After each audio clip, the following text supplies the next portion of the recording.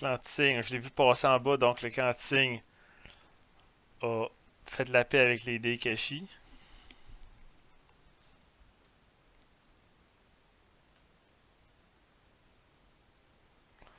Puis j'ai vu aussi que passait que le clan qui était ici, donc le clan Kinoara, a été anéanti par le clan Suma, Sniff.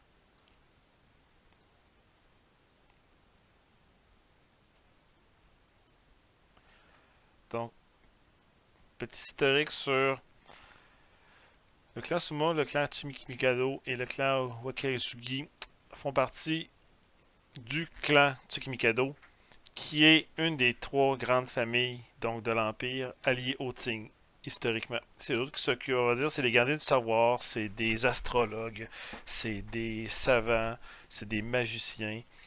Il y a aussi une branche armée, entre autres, mais c'est principalement du monde qui sont plus versés dans l'érudition.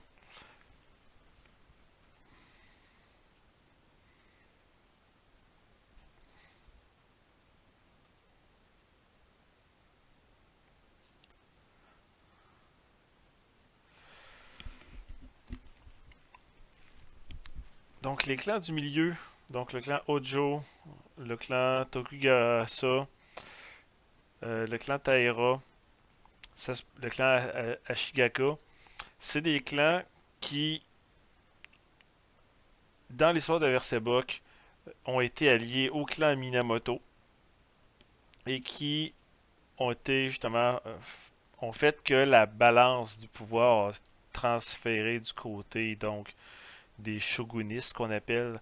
Donc d'une part il y a les impérialistes donc menés par les fidèles à l'ancien régime, puis tu as les shogunistes qui sont donc gérés par le clan Minamoto et tous les clans qui les ont suivis par l'appât du gain, par des manipulations de toutes sortes. Ce qui fait que dans l'histoire de Versebok, dans la nuit sans lune, le- l'empereur Tsing a été assassiné et en peu de temps, donc il y a eu des attaques massives qui ont été faites sur les différents bastions des branches principales pour soumettre donc l'Empire au nouveau régime. Dans notre simulation, c'est comme si ça c'est pas arrivé et donc c'est le combat qui se passe entre les différents clans.